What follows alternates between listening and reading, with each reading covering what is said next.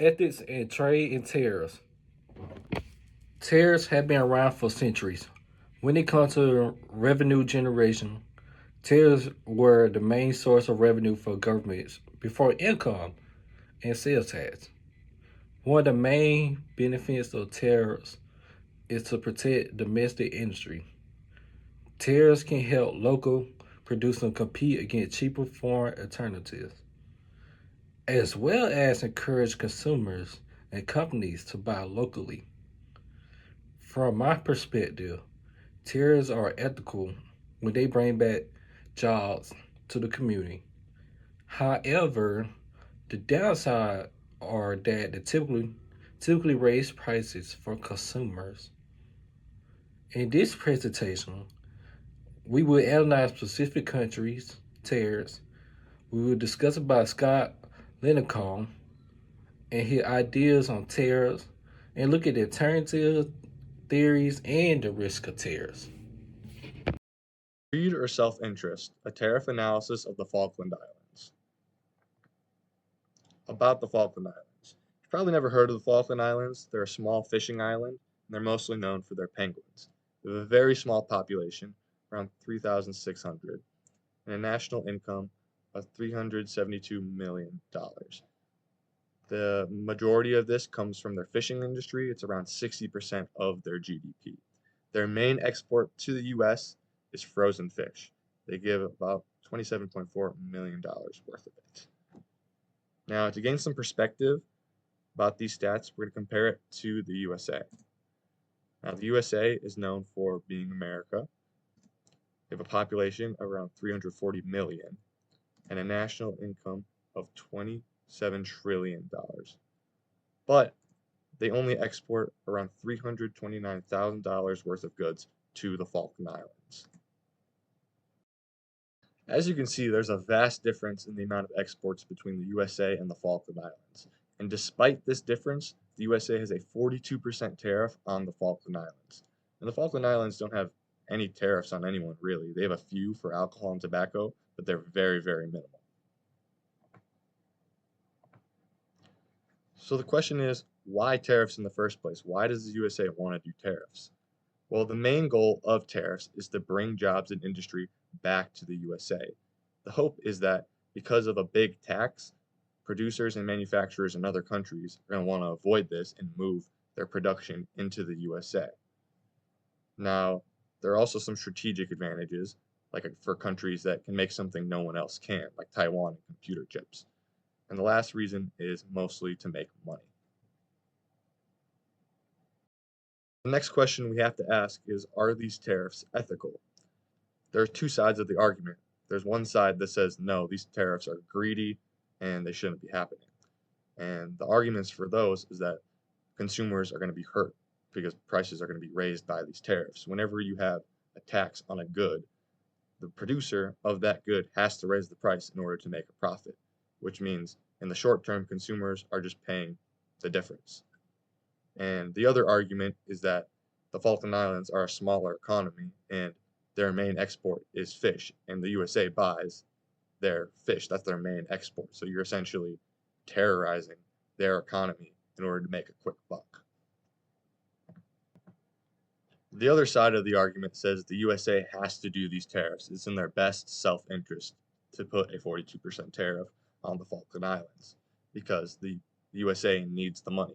The USA has a huge deficit and debt. It's in the trillions of dollars, so the USA needs the money. And another argument for this is that the USA needs more jobs in the USA and they need more industries moving to the USA. The answer to this question is that it's hard to say. We talked about Mandeville's ideas and about how self-interest can drive progress and self-interested actions can actually help an economy in the long run, even if it seems selfish in the short term. Mandeville also talked about the difference between morality and prosperity, and how about even if we lived in a perfectly moral society, no self-interest would exist, and therefore economic prosperity would also not exist. So if it were up to Mandeville, he would support and agree with the tariffs on the Falkland Islands because he believes in self-interest and that it will grow and drive economies. As we all try to reflect and debate around our society right now, given the fact that we have a new administration, the Trump administration, we can look to policymakers, commentators, even debaters. But today I'm personally going to be talking about Scott Lincecum. He actually wanted to go into the law school when he was younger. However, in the end, he went into the trades. So, he is a trades policy expert and economist at the Cato Institute. So, he extensively always talks or writes about the topic of tariffs, mostly arguing for free trade. So, he's against tariffs. Based from him, the tariffs are more unpredictable, inefficient, and even burdensome for the American people. For instance, such as clothing or cars would be more expensive with the tariffs for the American people if they're trying to buy products and etc. out of America.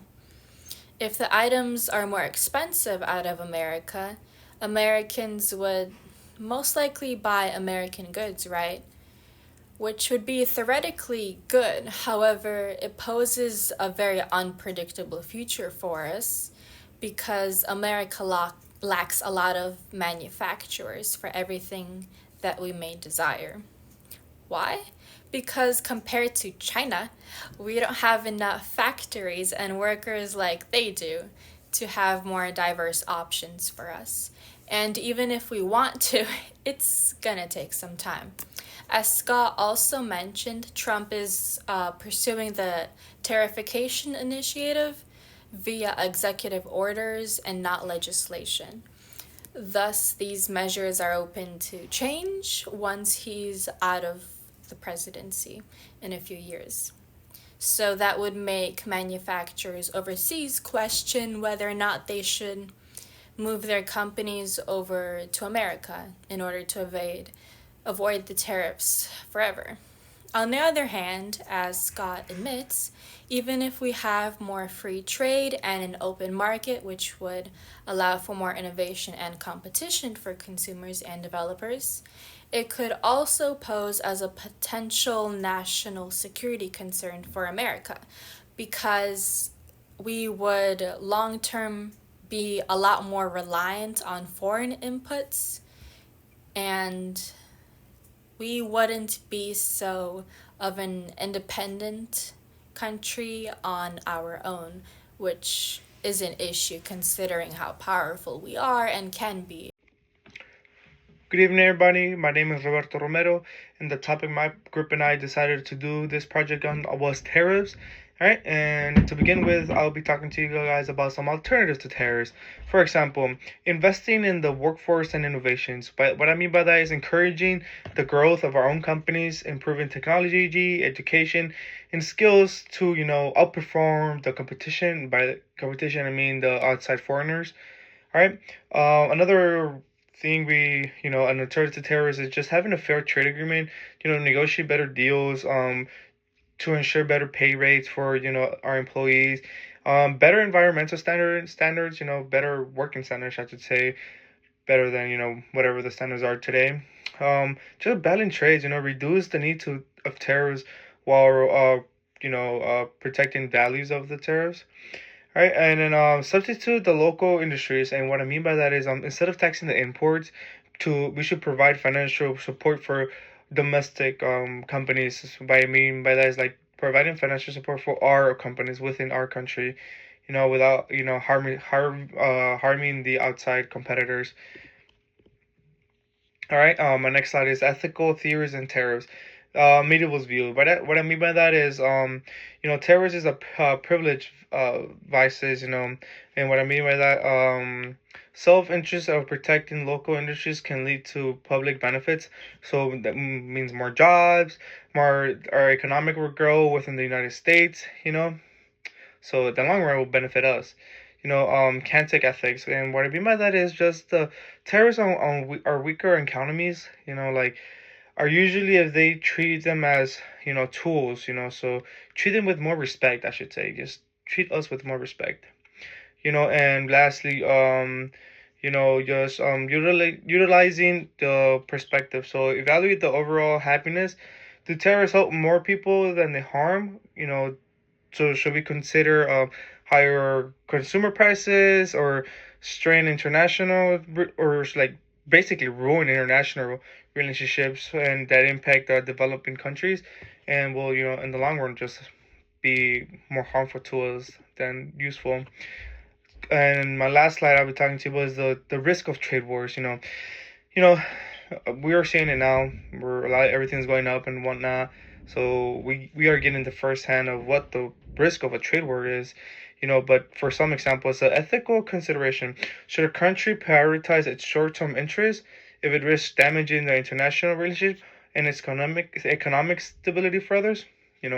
That's where we fall under the who's right, who's wrong type of deal. Global economic slowdown. So prolonged trade disputes. What I mean by that is disturb supply chains, increase costs for businesses, and reduce global economic activity. So once again, with these tariffs, companies have to raise their prices, and which means we end up paying for more because they gotta be able to pay for those shipment to their business. And lastly, the terror relation. Countries often respond with their own terrors. So, we've seen that where Mexico, China, United States, and other countries are like basically just going back and forth with raising their tariffs within each other.